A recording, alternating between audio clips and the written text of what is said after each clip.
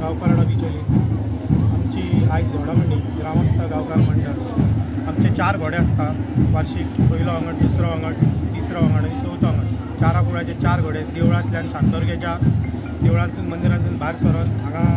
रवणाच्या मंदिरा कडल्यान सरोन फुडें गावडेची देवळी आसा ती पास करून म्हादेवाच्या देवळा कडल्यान मठकारा कडेन येता मठकारा कडल्यान फुडें तिस्कार वयता शिमे तारपाक शिमे कडल्यान वचोन थंयसून